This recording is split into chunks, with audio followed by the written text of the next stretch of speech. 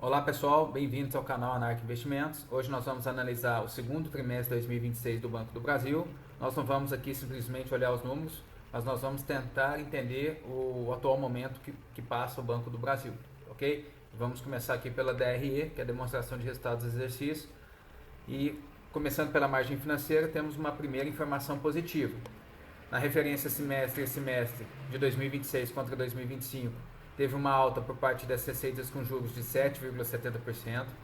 Na parte de trimestre, segundo trimestre de 2026 contra o 25, 5,47% de aumento. Aí na comparação trimestral do ano 2026, um aumento de 4,23% por parte das receitas com juros e similares. Mas um fato muito importante aqui que interessa para nós é a receita líquida com juros.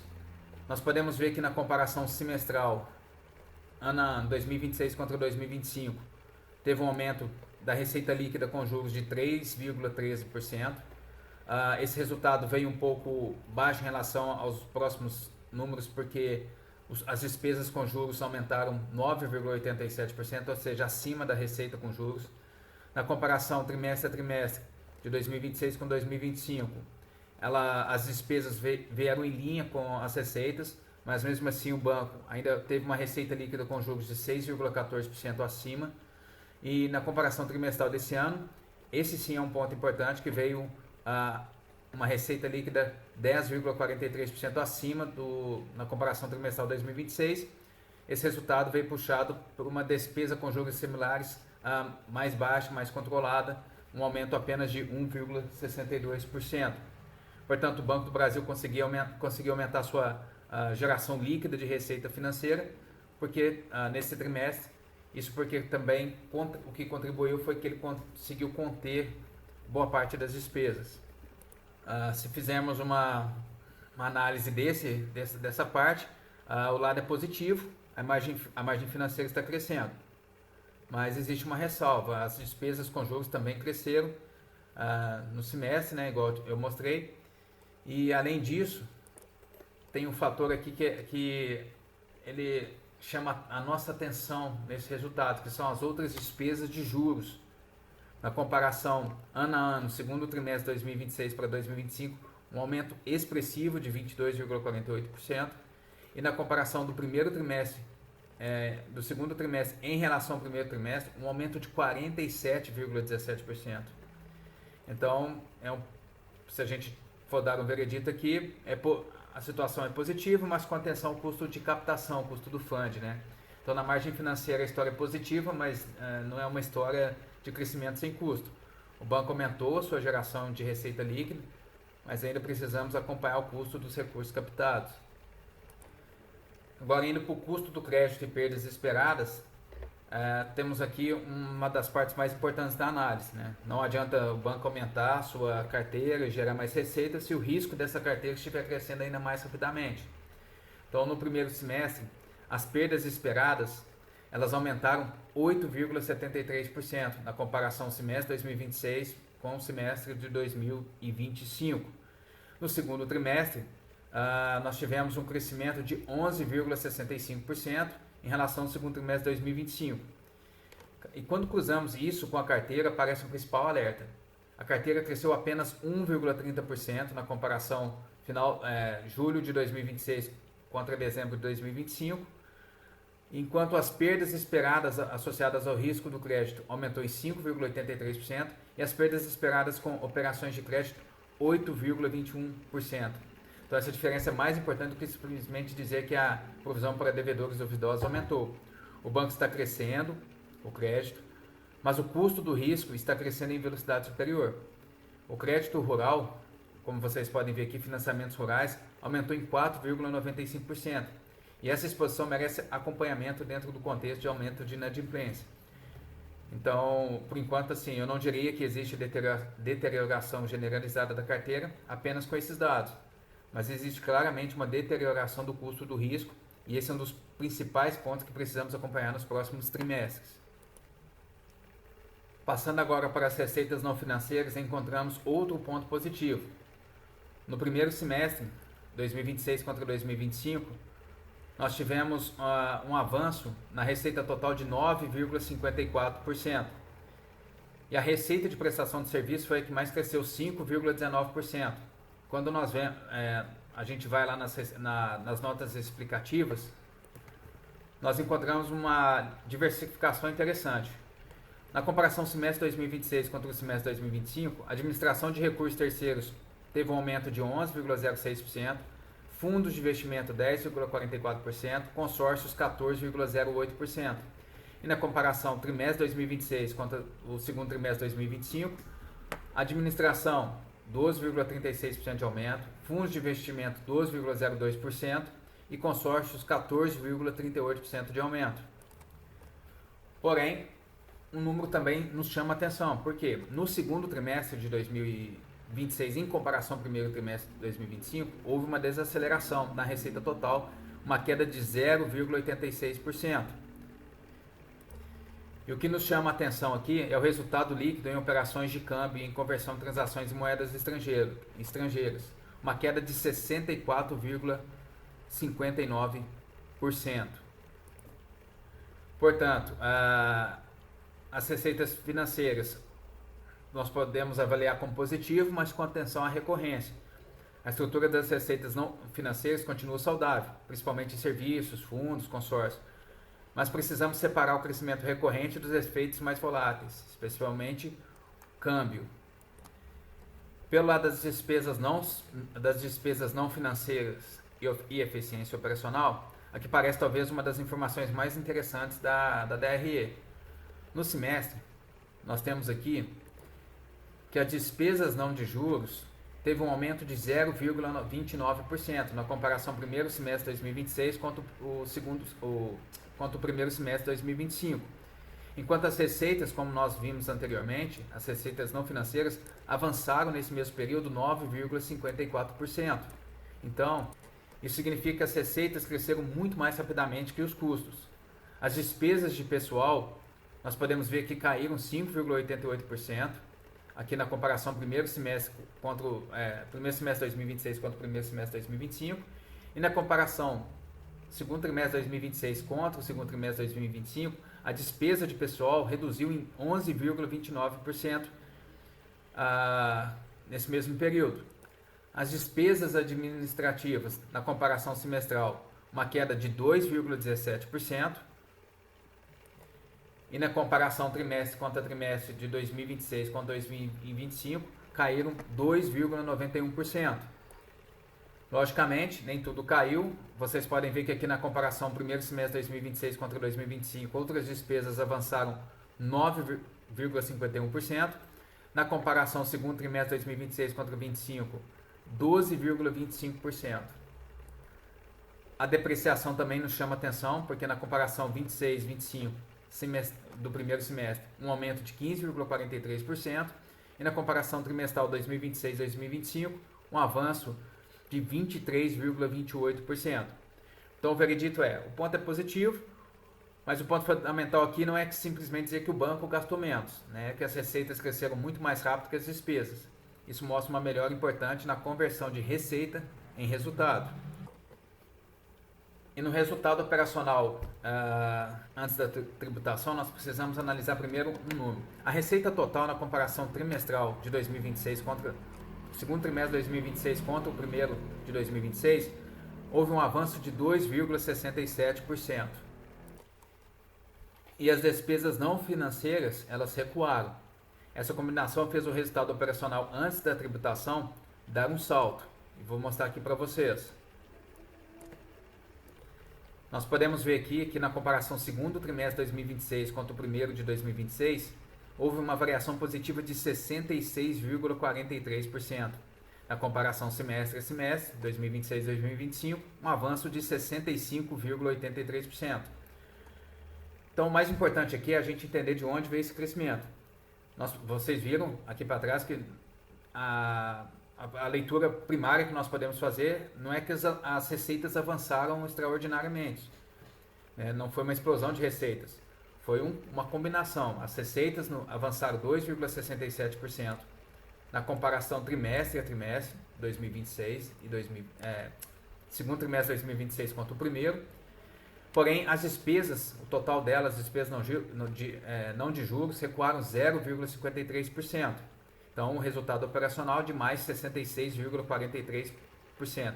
Isso é a alavancagem operacional, muito positivo, mas ainda precisamos testar a recorrência. E agora, na parte mais importante da DRE, que é saber se o banco reportou lucro, nós podemos ver que na comparação do primeiro semestre de 2026 contra 2025, uma queda no lucro líquido de 18%. Na comparação trimestre a trimestre 2026 e 2025, uma queda de 9%. Porém, neste ano, o banco começa a se recuperar, um avanço de 4,84% na comparação segundo trimestre contra o primeiro trimestre de 2026.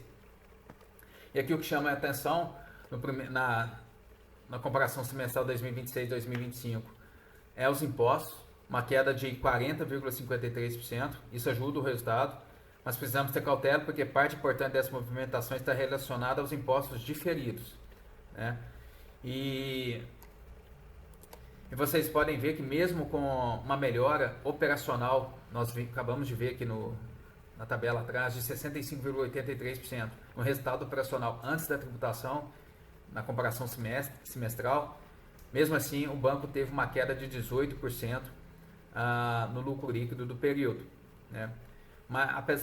E a notícia boa é que na comparação trimestral 2026 houve um avanço de 4,84%. Então, se a gente for resumir aqui a DRE, a parte operacional está bem positiva, a parte de tributação positiva, mas com cautela, e o lucro líquido é o ponto de atenção. Nós fechamos a DRE com uma situação interessante. O banco melhorou fortemente sua operação, mas essa melhora ainda não chegou integralmente ao lucro do acionista.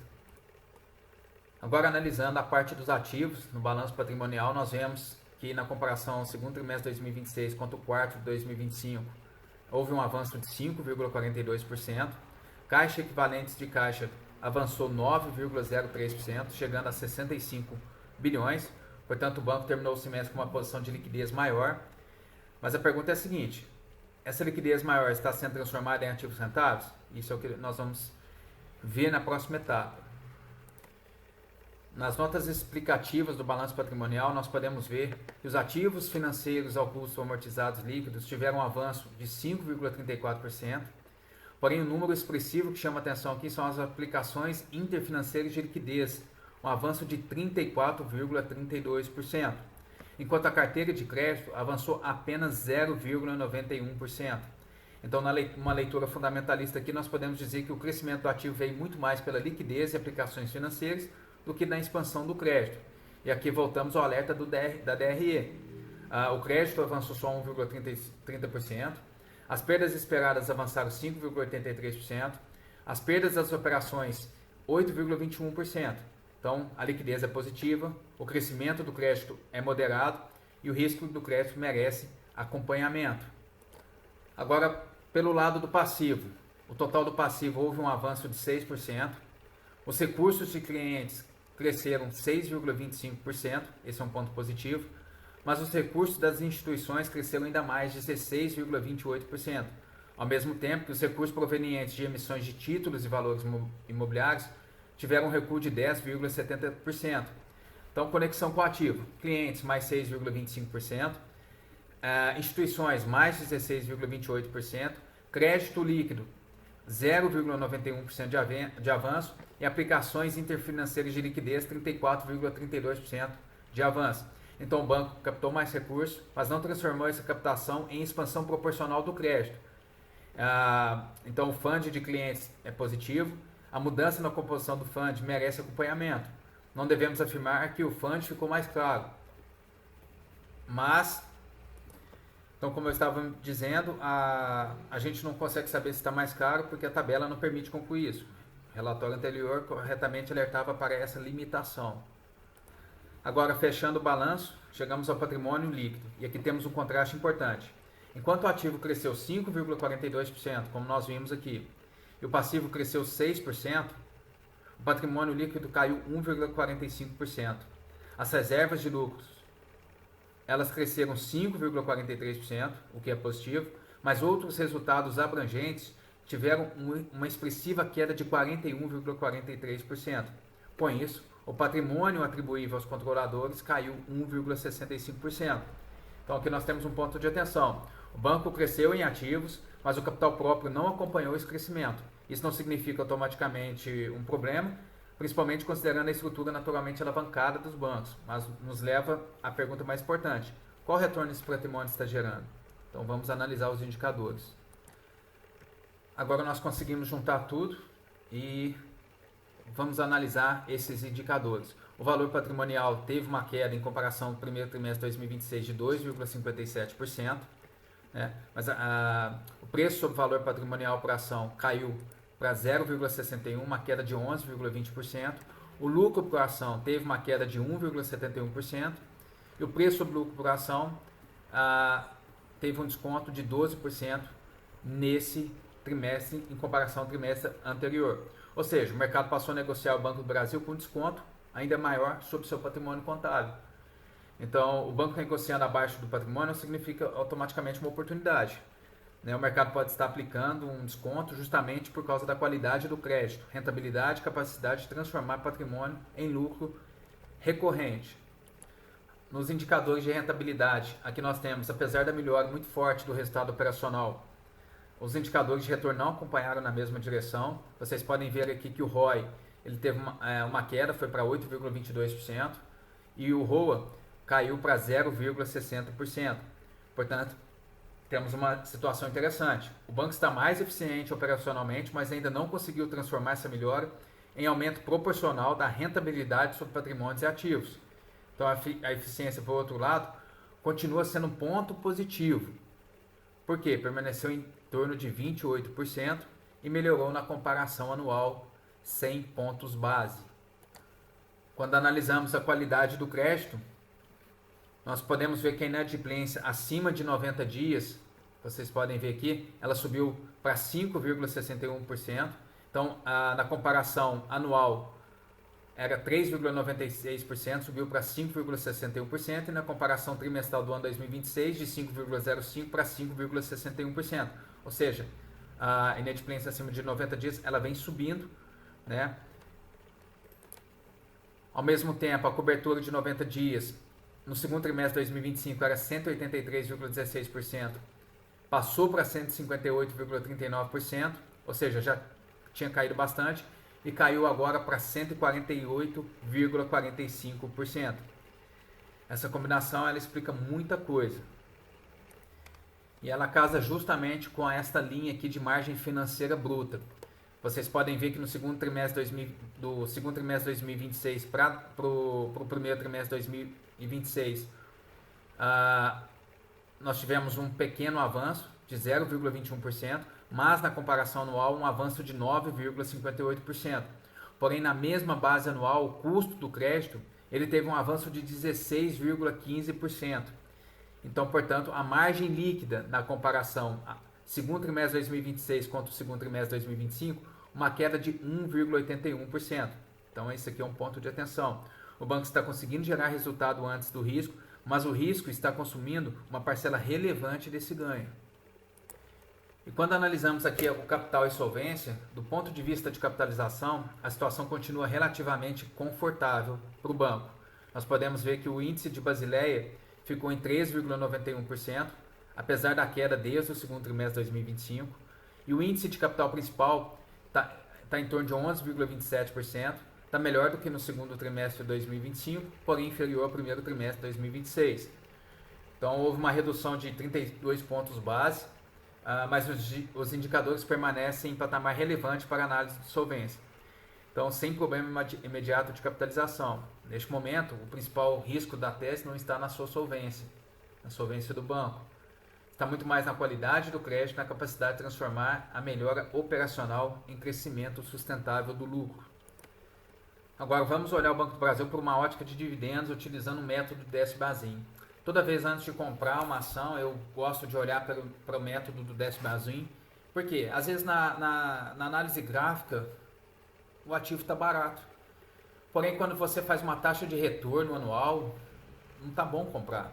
Então, o que eu fiz? Eu peguei no preço de tela que estava que se encerrou na sexta-feira, o Banco do Brasil, estava em 18,43 centavos. Mas primeiro passo, eu peguei os dividendos dos últimos 5 anos, 2025 para trás, somei, deu um total por ação de 9,28, dividi pelo mesmo período e encontrei uma média anual de 1,86 centavos por ação. Então, sobre o preço de tela de sexta-feira, isso me dá um retorno anual de 10,07%. O que isso quer dizer? Se eu comprasse no fechamento de sexta-feira a ação Banco do Brasil, eu estaria comprando uma rentabilidade futura, lógico, olhando para o retrovisor, e é assim que se faz, né? Não tem como fazer fantasias ou criar narrativas. A gente olha para trás para tentar prever o futuro, né? Para pelo menos encontrar uma média. Então o banco se eu comprasse na sexta-feira 18,43, eu estava, se o banco permanecer pagando a mesma média dos últimos 5 anos, é como se eu tivesse uma taxa contratada de retorno do meu dinheiro investido nos 18,43 de 10,07%. E essa tabelinha então esse método de cálculo desse vazio nos permite calcular o preço teto e nos permite ter uma margem de renta, uma noção da margem de rentabilidade que estamos comprando, né? Eu acho que isso é o mais importante do que o preço de tela, porque às vezes o preço de tela da ação X está com desconto sobre o topo de 20% e da ação Y está com desconto de 30%. Aí você olha para a análise gráfica e fala, pô, vou comprar a ação Y. Porém, quando você vai para a rentabilidade em relação àquilo que a ação paga, a ação X está pagando 10% e a ação Y está pagando 5%. Então, ou seja, nem sempre o desconto de tela traz toda a verdade. Então, um retorno anual de 6%, o preço teto seria R$ 30,93. Um retorno de 8% seria de R$ 23,20 o preço teto e 10% 18,56. Tá bom? Então, se a gente pudesse resumir o que falou até agora sobre o banco, eu diria o seguinte, que o banco apresentou uma forte melhora operacional, né?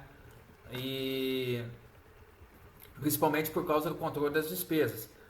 Como nós vimos, as receitas totais, elas cresceram 2,67% no segundo trimestre, enquanto as despesas não financeiras recuaram 0,53%.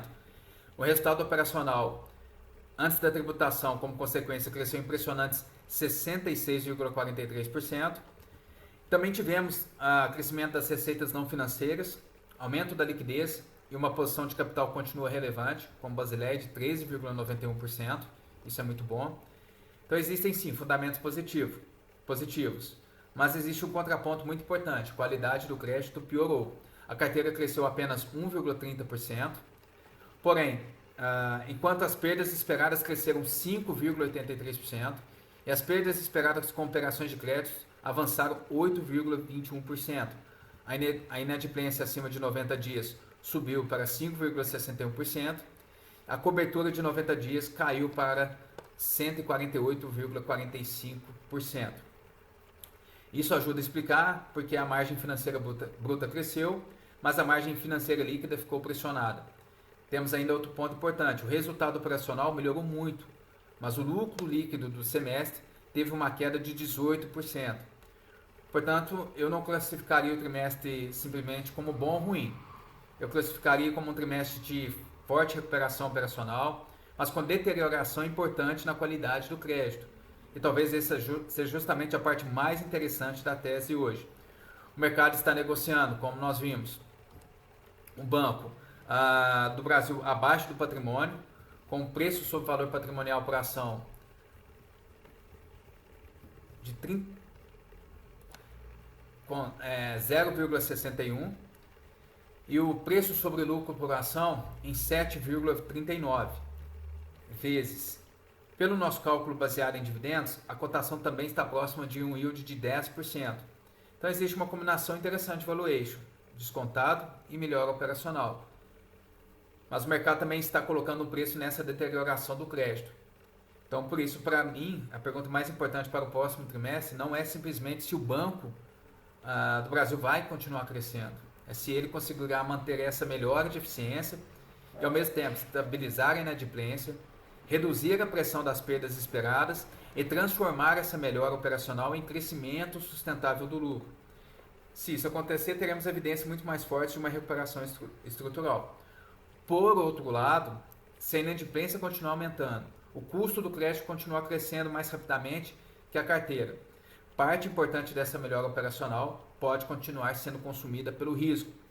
Essa é para mim a grande fotografia do Banco do Brasil no segundo trimestre de 2026. Tá ok? Essa conclusão segue exatamente o fio condutor que aparece no material anterior. Nós não podemos aqui vender a melhora operacional do banco como vitória definitiva, mas confrontá-la com a deterioração do crédito. Então, para encerrar esse vídeo, a tese que eu colocaria sobre o banco nesse trimestre é: o banco mostrou uma forte recuperação operacional através do controle de custos, mas ainda precisa provar que consegue transformar essa eficiência em crescimento sustentável do lucro, sem que o aumento do risco do crédito continue consumindo sua margem.